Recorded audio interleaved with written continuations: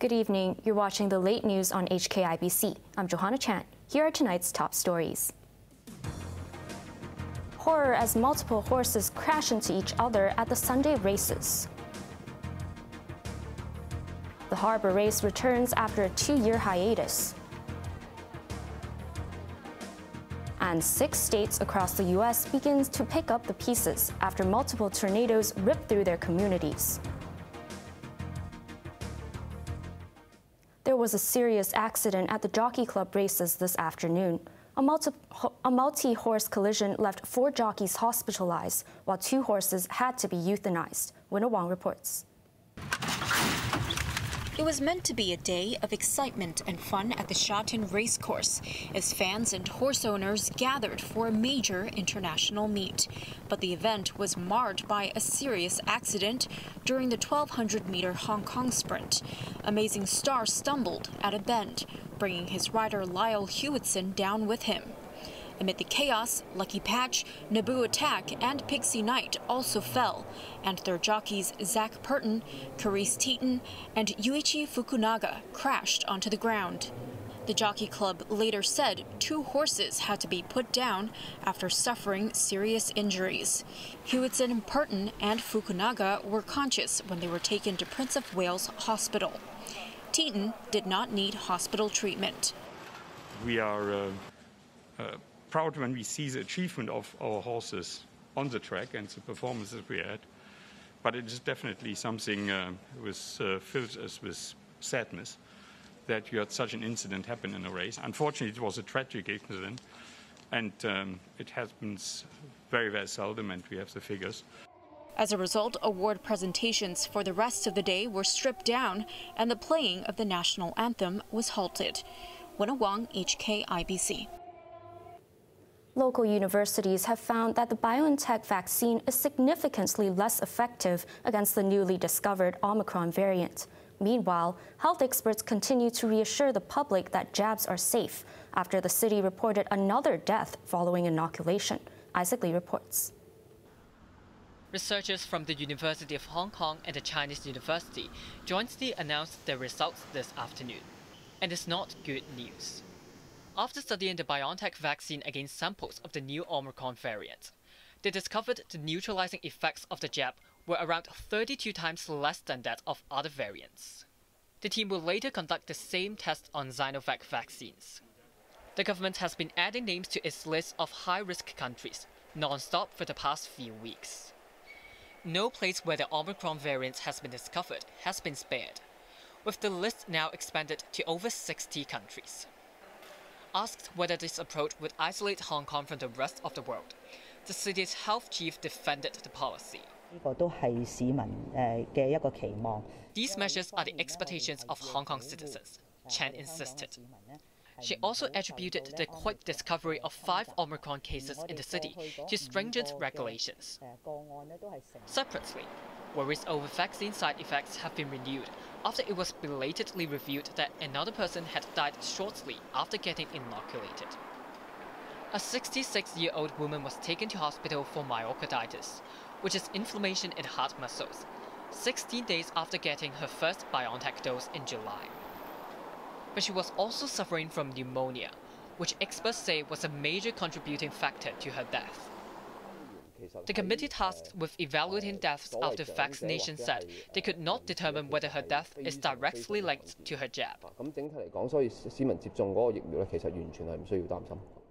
The panel's co-convener Ivan Hong said citizens shouldn't get too worried, since myocarditis remains rare, especially in the elderly and in women.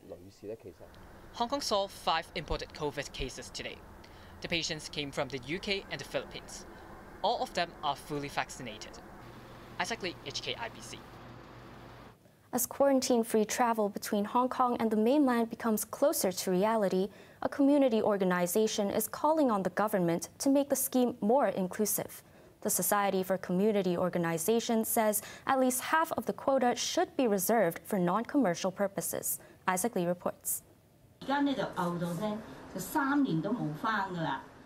This is Ms. Chan, whose parents live on the mainland.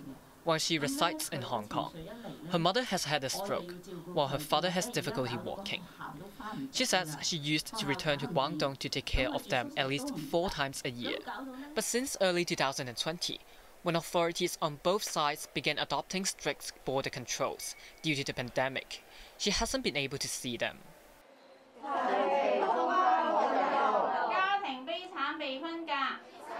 Chan's case is only the tip of the iceberg. The Society for Community and Organization, or SOCO, says around 80% of grassroots communities in Hong Kong have parents across the border. Unfortunately, most of them have not been able to reunite with their families for over a year due to the high cost of quarantine hotels and the required long periods away from work. While there's still no concrete timeline for border reopenings, it is slowly moving into sight. It's believed authorities will adopt a fixed daily quota in the early stages, and business travel will be given priority. But SOCO says the government needs to think about those missing their families as well.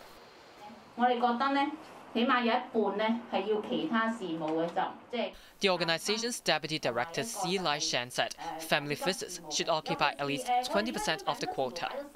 Urgent cases, such as those with parents in critical condition, should take up another 30%. She also pointed out that some may not have had the jab due to health reasons, which means they would not fulfill one of the basic requirements of quarantine-free travel. SOCO hopes authorities can show leniency to these people and allow them to undergo testing instead. Isaac Lee, HKIBC. Swimmers returned for a dip in the ocean this morning, 2 years after the last cross-harbor swim was held. And off they swim. Chief Executive Carrie Lam marked the start of the New World Harbour Race, which finally made a return after a 2-year hiatus due to COVID and the 2019 protests. Swimmers splashed into the water at Wan Chai's Bauhinia Square and made their way to the Avenue of the Stars in Tsim Sha Tsui. Participants came from all walks of life. This woman, who turns 80 in 4 months, was participating with her daughter. My dad used to swim in the event, and I hope this tradition can be passed down through generations, she said. Due to COVID, only 1,500 slots were available, half of that of previous years. But only 1,200 people participated, with 160 of them unable to finish within the required time frame. The audience, meanwhile, couldn't hold back their excitement. This child cheered for his dad, while this woman admired the athlete's passion and motivation. Keith Sin stole the top spot in the men's category, finishing at 13 minutes and 44.2 seconds. It's his 4th victory out of the 6 times he's taken part. He's feeling well, but I think still can do better next time because some technique still need to improve. 3rd time's the charm for Nip Ziyin, who achieved her maiden win after attempting twice before. She clocked in at 14 minutes and 56 seconds. 4 people had to be taken to hospital during the event. The organizers are hoping for more swimmers next year. The city's financial secretary claims Western-style political systems do nothing to help social stability. On his blog, Paul Chan said their systems lead to unfair distribution in the results reaped from economic prosperity. Meanwhile, capitalists aim to keep expanding their influence, and ordinary citizens are sacrificed. On the other hand, China's peoples-based mode of development benefits society as a whole. He added that Hong Kong should utilize the advantages of one country, 2 systems to improve the living standard of citizens. Labour Chief Law Chi-kwang said the government should rent space from private elderly homes to ease its severe bed shortage. Writing on his blog, Law said there was a need for nearly 7,700 subsidized spots in the past 4 years. That's 13 times the amount available throughout that period. He added that the government will require at least 2 to 3 more years to build new facilities and make them available. Law also said the plan from 2 years ago to buy 5,000 spots in 5 years has shortened the waiting time to 19 months. But he pointed out the wait time could decrease further since the scheme is only half completed. Overseas, Residents across 6 U.S. states are trying to pick up the pieces after devastating tornadoes ripped through their communities. The death toll is now expected to exceed 100, and more inclement weather may be on the way. Winna Wong reports. A trail of flattened buildings and destroyed homes.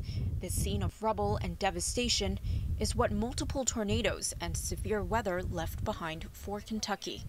According to authorities, the death toll in this state alone is expected to reach as much as 100. This event is the worst, most devastating, most deadly tornado event in Kentucky's history. 1 block from my grandparents' house, there's no house standing.